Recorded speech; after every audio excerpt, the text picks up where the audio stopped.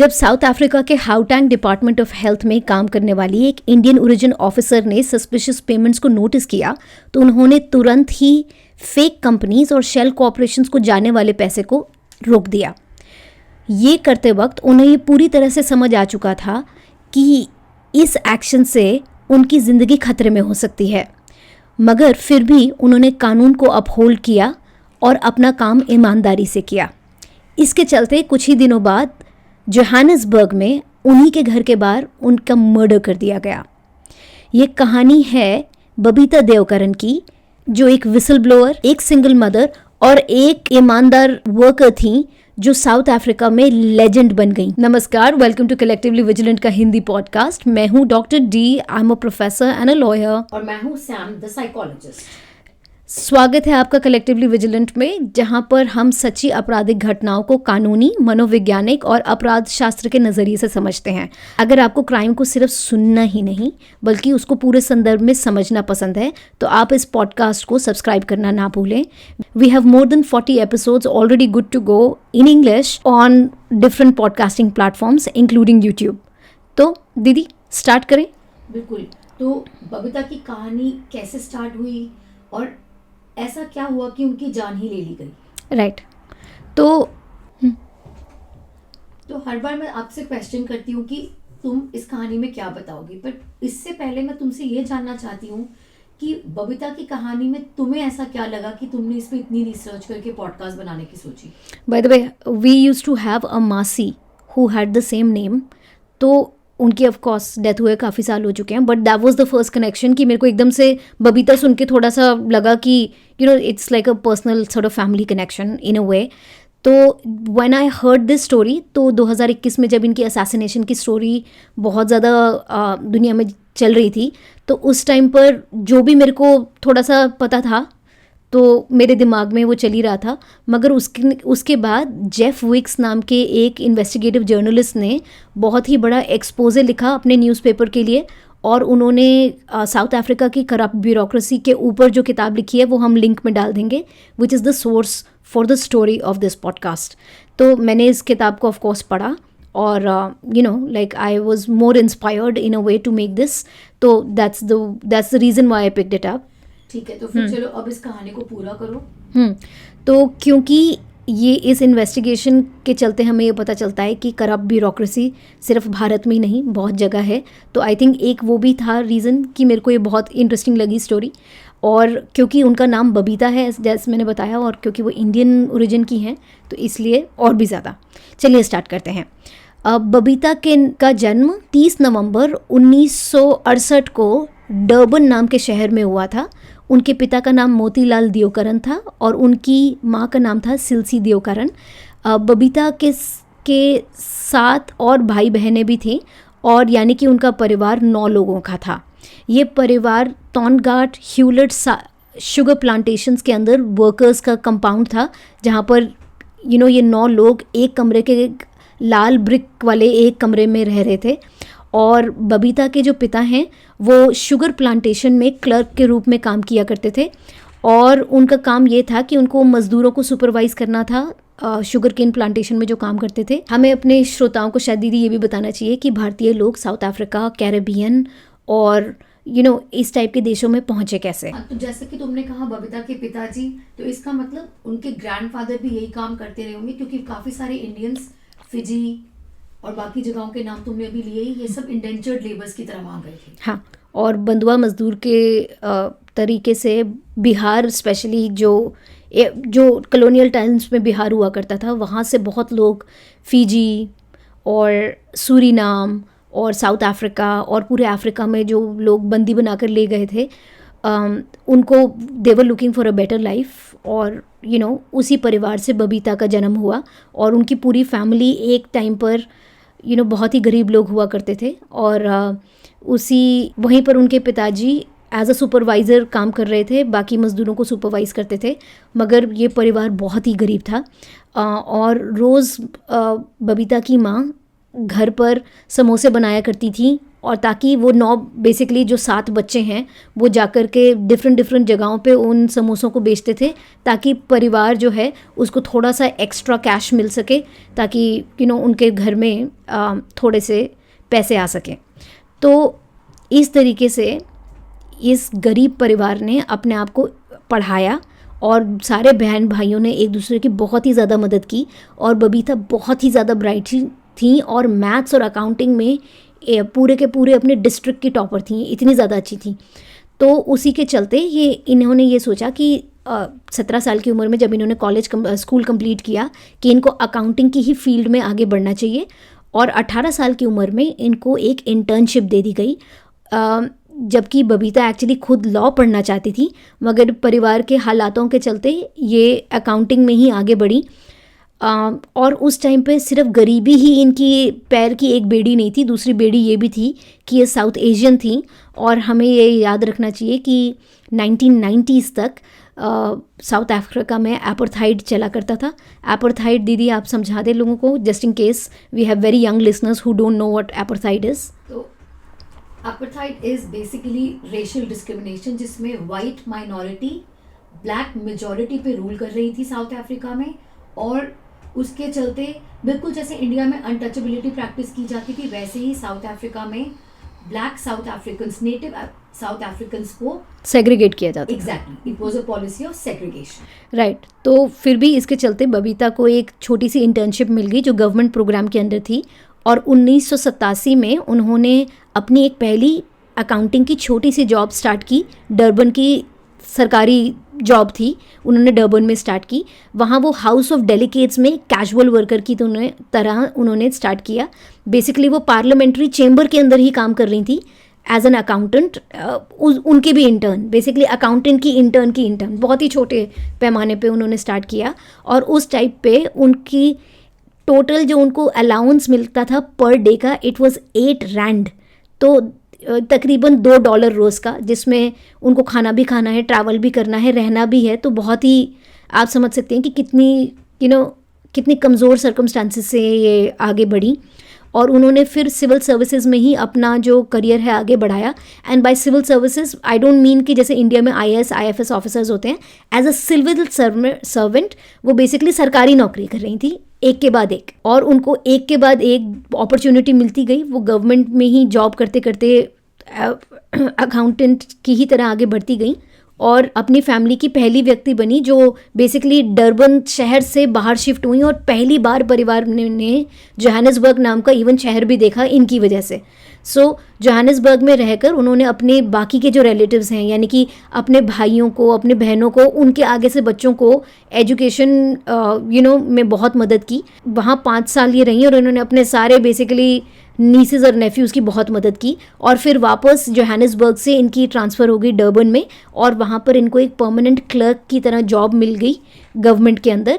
और एक के बाद एक प्रमोशन मिलती गई। ये बहुत ही ज़्यादा इनका वर्क एथिक बहुत ही ज़्यादा स्ट्रॉन्ग था। तो बेसिकली करियर लैडर ये बढ़ती गई और 2006 तक ये हाउटैंग डिपार्टमेंट ऑफ हेल्थ के फाइनेंसेस को ओवरसी करती थी, यानी कि she was second in command basically पूरे के पूरे। आप ये हाउटैंग जो है उसके अंदर बहुत ही बड़े बड़े शहर आते हैं, जोहानिसबर्ग उसमें से एक शहर है, काफ़ी सारे मेट्रोपॉलिटन शहर उसके अंडर आते हैं। तो आप सोचिए कि जितने भी सरकार के अस्पताल हैं, जितनी डिस्पेंसरियाँ हैं, उनके फाइनेंसेस को ये ओवरसी करती थी। तो कैसे छोटी सी जगह से अपने कैसे काम कर करके आगे बढ़ी हैं। जब कोविड पैंडेमिक स्टार्ट हुआ तो हाउटैंग की पूरे फाइनेंसेस को ये ओवरसी किया करती थी, जिसमें मैंने आपको जैसे बताया कि जोहानिसबर्ग और काफ़ी सारे दूसरे मेट्रोपॉलिटन शहर भी हैं। उसकी जिम्मेदारी के चलते आप ये सोचिए कि इनके अंडर जो अस्पताल है उसका बजट था billions and billions of dollars. Medical contracts इनके अंडर आते थे, सप्लायर्स के कॉन्ट्रैक्ट्स इनके अंडर आते थे। और अगर हम अमेरिकन टर्म्स में इसको समझना चाहें तो लगभग आप सोचिए कि ये जो हेल्थ केयर का जो बजट जो अकेली बबीता ओवरसी कर रही थी, it's almost the health care budget of a few small countries put together. तो इतनी ज़्यादा बड़ी इनकी जॉब थी। एक बहुत ही डेडिकेटेड वर्कर रही होंगी, साथ में बड़ी डिलिजेंट और ऑनेस्ट भी। राइट। उसी ऑनेस्टी के तो चलते दीदी वो आज हमारे साथ नहीं है।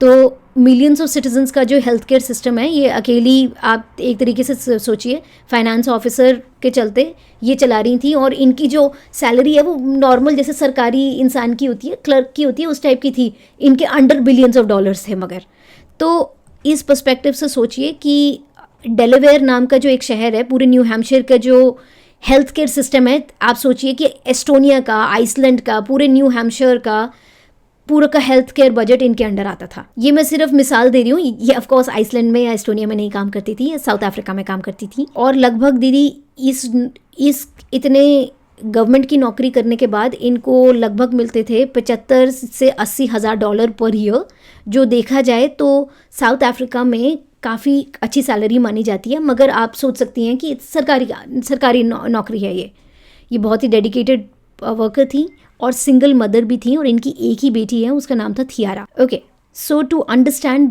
This woman a little further और इनके साथ जो हुआ वो क्यों हुआ, तो हम एक थोड़ी सी विसल ब्लोअर साइकोलॉजी की, विसल ब्लोअर वायलेंस की क्रिमिनोलॉजी के अंदर जाएंगे, अपराध शास्त्र में जाएंगे। तो दुनिया में लगभग ऑफ कोर्स करप्शन हर जगह होती है, और करप्शन को एक्सपोज करने वाले ऑनेस्ट लोग भी हर जगह होते हैं, मगर उनके खिलाफ जो रिटेलिएशन है वो एक बड़े कॉमन पैटर्न से की जाती है।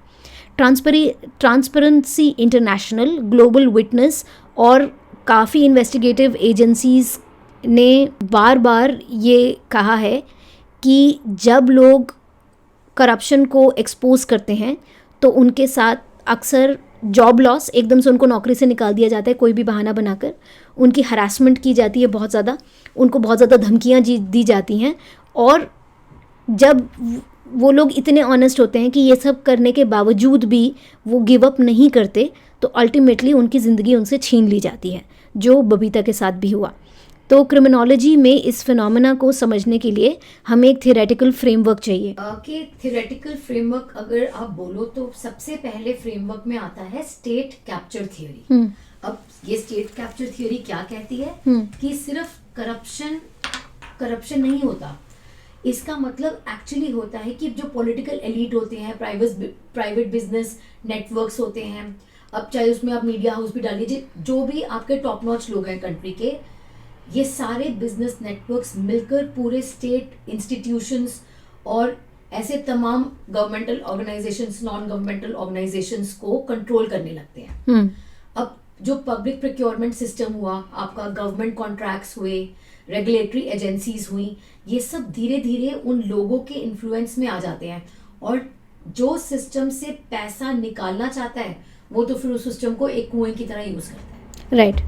तो जो भी बबीता जैसे जो इंसान हैं जो बड़े ही ऑनेस्ट होते हैं, वो ऐसे जो नेटवर्क है उसके लिए बहुत ही ज़्यादा बड़ी एग्जिस्टेंशियल थ्रेट बन जाते हैं।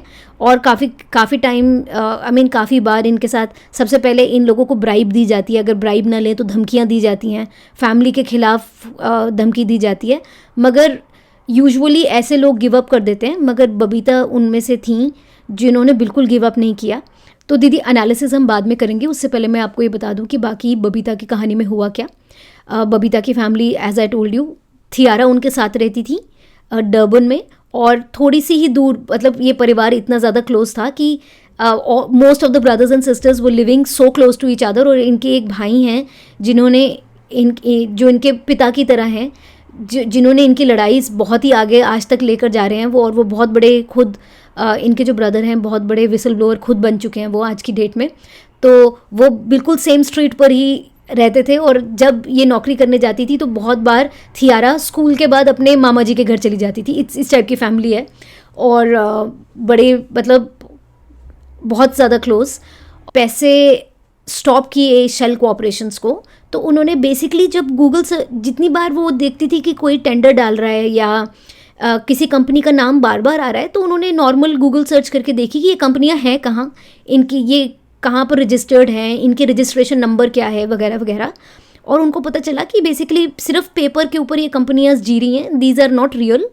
और उन्होंने धीरे धीरे करके अपने ही, जो ये पूरी हेड नहीं है, इनसे ऊपर भी काफ़ी सारे लोग थे, इनकी टीम में बहुत सारे लोग थे, उन्होंने बहुत सारे लोगों का व्हाट्सएप ग्रुप में मैसेजेस भी डाले कि these companies are not real, हम पैसे नहीं देंगे। और बेसिकली इनके आसपास काफ़ी सारे लोगों को पता था कि ये समझ चुकी हैं कि कंपनियां रियल नहीं हैं।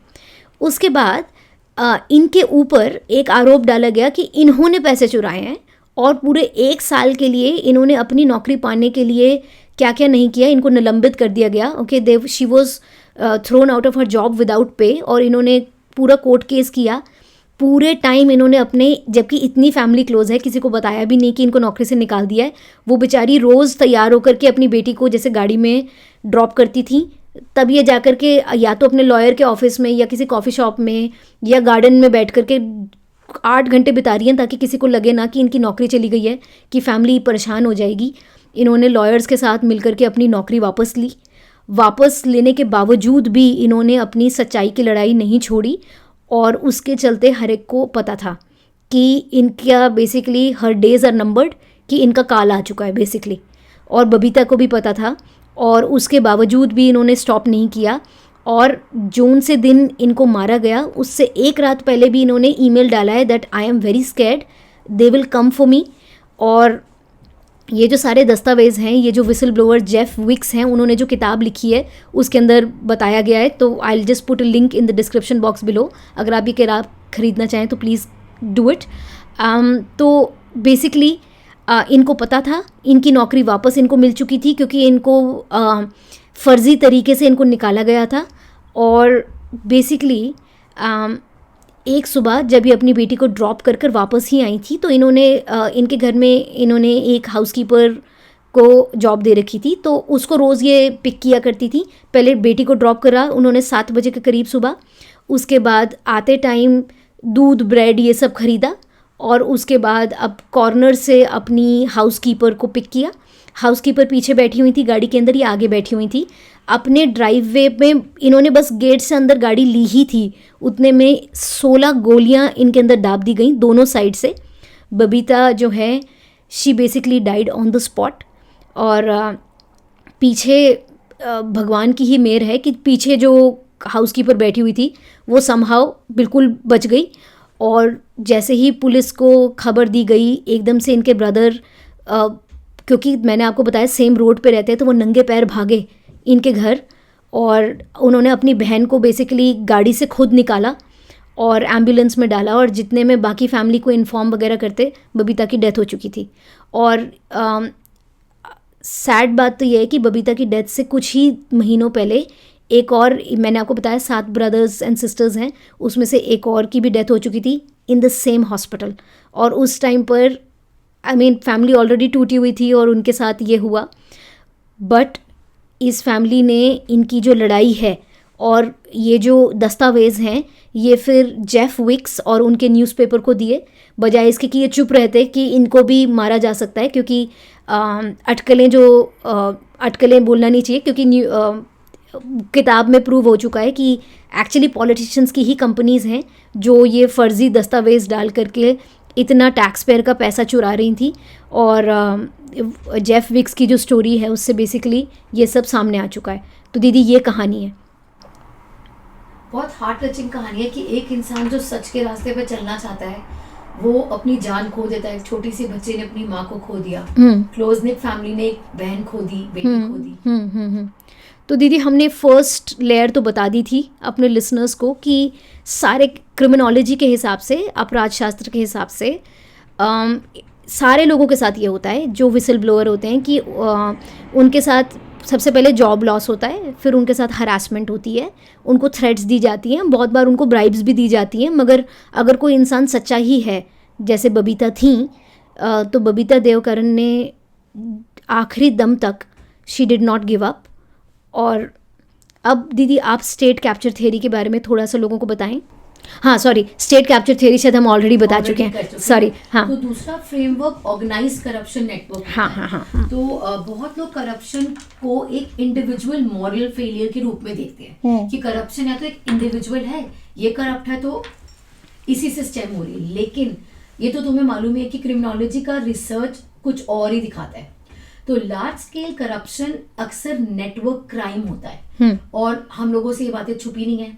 पॉलिटिशियंस हो गए, ब्यूरोक्रेट्स हो गए, कॉन्ट्रैक्टर्स, मिडिलमैन, ये ना एक इकोसिस्टम जैसा है, ये सब कोडिपेंडेंट है आपस में। तो हर व्यक्ति सिस्टम के किसी ना किसी हिस्से से बेनिफिट ले रहा है। तो जैसे कि तुमने अभी बोला ही कि जो इंसान ईमानदार है, अगर वो ब्राइब से भी नहीं मान रहा तो अब उसका किया क्या जाए। तो जब कोई विसल ब्लोअर पेमेंट्स रोक देता है, फ्रीज कर देता है, वो सिर्फ एक इंडिविजुअल को नहीं, अब समझ रहे हैं हम सारे कि वो एक इंडिविजुअल को नहीं प्रॉब्लम हो रही, अब वो उस पूरे इकोसिस्टम को प्रॉब्लम हो रही है, क्योंकि पूरा जो नेटवर्क है वो डिस्टर्ब हो रहा है। तो बेसिकली उनकी आंख की किरकिरी बन जाते हैं इस टाइप के लोग। बिल्कुल। तो इसलिए रिटेलिएशन भी, अब नेटवर्क में रिटेलिएशन है, एक इंसान का तो है नहीं। तो थ्रेट, इंटिमिडेशन, और कभी कभी जिसको कि हम कॉन्ट्रैक्ट किलिंग बोलते हैं, जो कि अभी आप बाद में इसके बारे में बात करना भी होती है। तो बबीता के केस में आई थिंक आपने यही हमें बताया ना कि अलेजेड हायर किलर्स ही थे।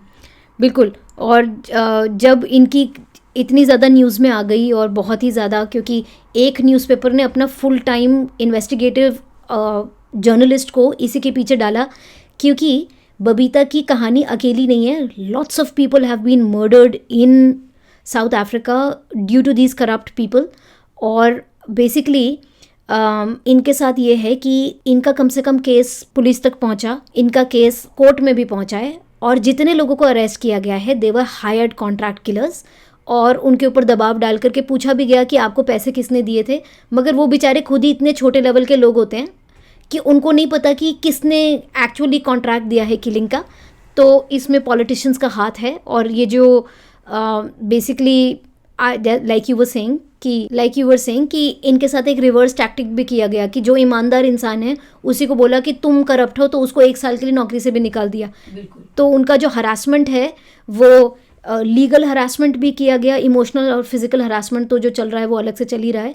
लेकिन लोहा मानना पड़ेगा इस औरत का कि हर तरीके से उसको वहां से हटाने की, चुप करवाने की कोशिश, उसने जान दे दी, लेकिन अपनी सच्चाई, अपनी ऑनेस्टी नहीं छोड़ी।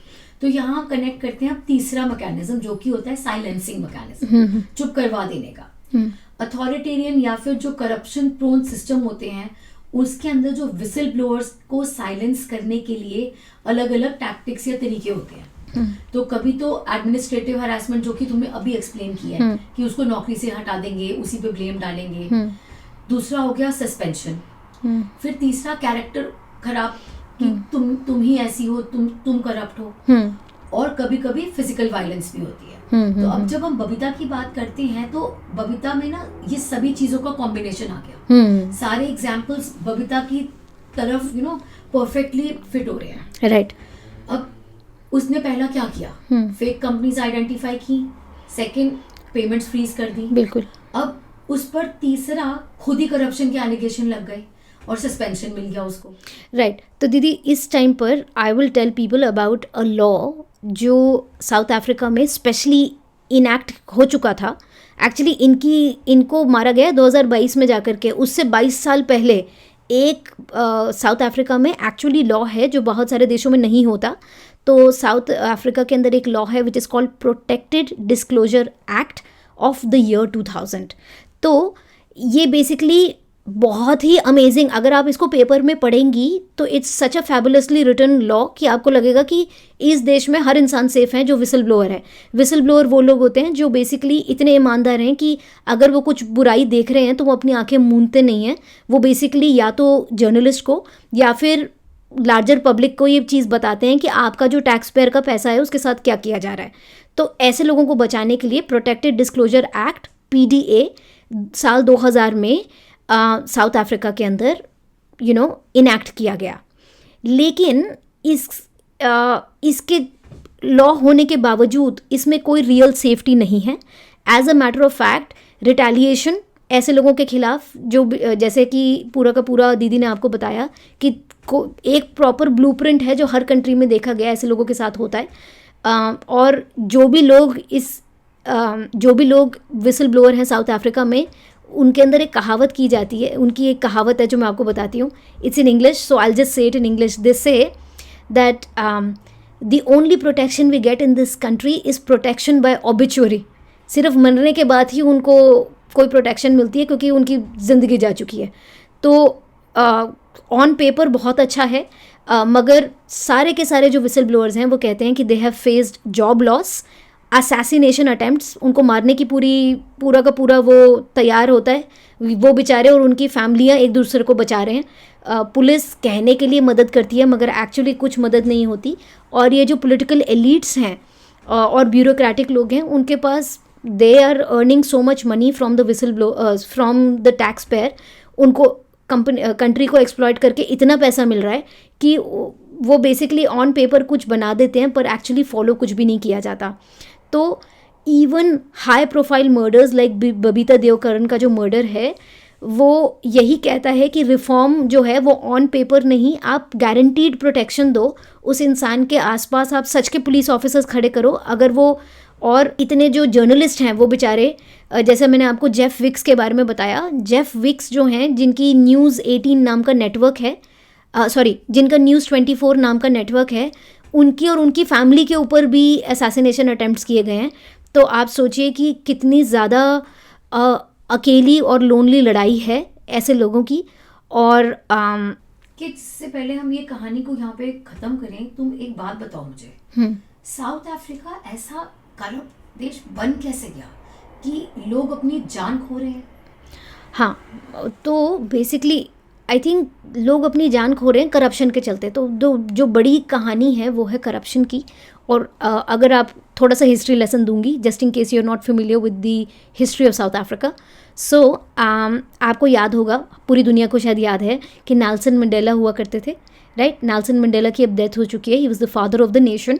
और जिस टाइम पे नेल्सन मंडेला अपनी लड़ाई लड़ रहे थे एपार्थाइड के खिलाफ, सेग्रीगेशन के खिलाफ, ब्रिटिश लोगों के खिलाफ, उस टाइम पे उनके एक राइट हैंड पर्सन हुआ करते थे जिनका नाम था क्रिस हेनी।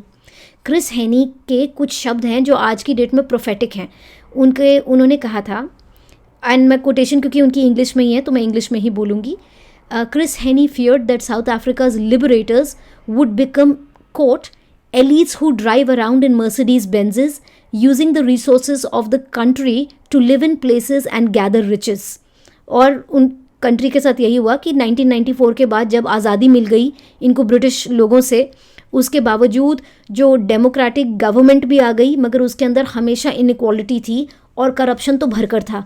तो जो लोग फर्स्ट वेव में जो पॉलिटिकल लीडर्स बने वो सच के ईमानदार सच्चे लोग थे, मगर उसके बाद जितनी भी गवर्नमेंट्स आई हैं वो बेसिकली अपने सिटीजन्स को लूटने के लिए आई हैं। और एक के बाद एक इतने ज़्यादा करप्ट लोग साउथ अफ्रीका में लीडर्स बनते गए कि उन्होंने एक चीज़ स्टार्ट कर दी जिसको बहुत ही एक इंटरेस्टिंग नाम दिया गया है, which is called state capture. Okay, state capture कहने का मतलब पब्लिक फंड्स को लूटो, टैक्स पेयर के हर पैसे को लूट लो, हर इंस्टीट्यूशन को खाली कर दो, और जैसे ही अगर कोई उफ बोले तो उसको मार दो। तो बेसिकली ये जो है ये बहुत ज़्यादा चलता जा रहा है फ्रॉम द ईयर 2000, पिछले 22 साल में तो ये बहुत ही ज़्यादा हुआ है। तो the dream of freedom has remained on paper. Corruption is the only way South Africa works these days, unfortunately, and the corruption has turned this country into a marketplace of thieves, basically.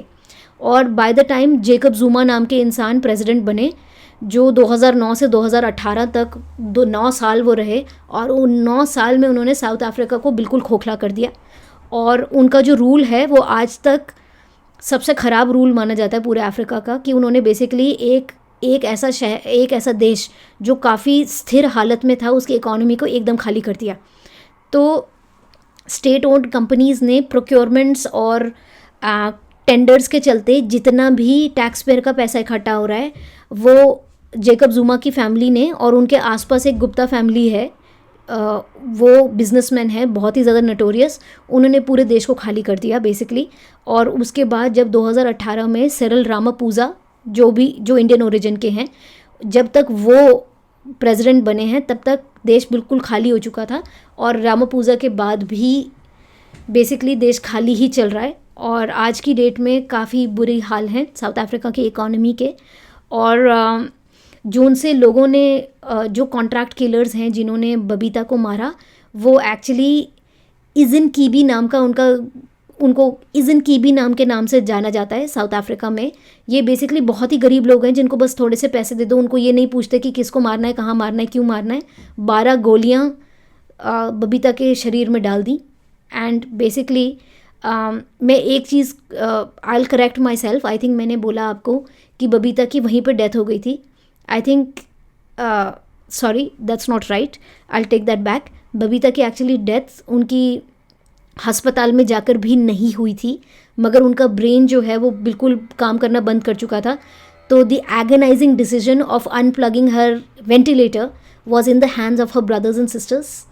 तो उनकी unfortunately, I am sorry, मैंने गलत बोल दिया कि उनकी वहाँ पे ऑन द स्पॉट डेथ हो गई। उनकी ऑन द स्पॉट डेथ नहीं हुई थी। और बेसिकली उनकी मृत्यु के बाद बहुत सारे एम्प्टी कंडोलेंसेस की बहुत बुरा लगा, ऐसे बहुत सारे मैसेजेस भेजे गए, मगर फिर भी लिटरली उनकी आज डेथ हुई है और कल जोन सी कंपनीज़ को पैसा वो रोक रही थी, अगले ही दिन दे दिया गया बिलियंस ऑफ डॉलर्स। तो बेसिकली बबीता की जो लाइफ का जो सैक्रिफाइस है वो बिल्कुल ही इट वाज फॉर नथिंग। और जो जेफ विक्स नाम के, मैंने आपको बताया, जो जर्नलिस्ट हैं और न्यूज़ 24 की टीम ने जा कर के बबीता का जो लैपटॉप है उनके भाई से लिया, जबकि लैपटॉप क्राइम सीन पर था, पुलिस ने वो भी जब्त नहीं किया, उनकी गाड़ी भी जब्त नहीं की। जो गाड़ी है उसका खून वगैरह फैमिली ने जाकर साफ़ किया है। उनका लैपटॉप उनके भाई ने बचा कर रखा कि अगर कोई कल को गुजारिश करेगा तो मैं उनको दूंगा, ताकि कोई उसकी सच्चाई की लड़ाई जो है वो आगे लेकर जा सके। तो बेसिकली ये हाल है इस टाइम साउथ अफ्रीका की करप्शन का, और इसी के चलते बबीता देवकरण की डेथ हो गई। बहुत सारे विसल ब्लोअर्स हैं जिनको मार दिया गया है। तो बिल्कुल विसल ब्लोअर्स की बात फिर एक बार सच्ची साबित हुई, प्रोटेक्शन बाय ऑबिचुरी। बिल्कुल, अब बिल्कुल प्रोटेक्शन बाय ऑबिचुरी है। और खैर, जब तक वी हैव इंट्रेपिड बहादुर journalist like mister Wicks and the family of Babita Devkaran, at least हमको ऐसी बातें सुनने को मिलती हैं। नहीं तो बाकी लोग तो they are just in the confines of history, we never even find such people. So anyway, I will again link this book in the description box below. हमको I think ऐसे लोगों को we should at least do something by buying their books at least, if nothing else, right?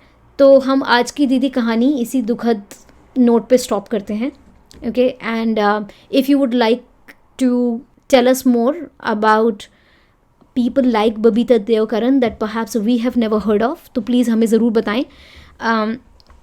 And until we see you again, stay collectively vigilant.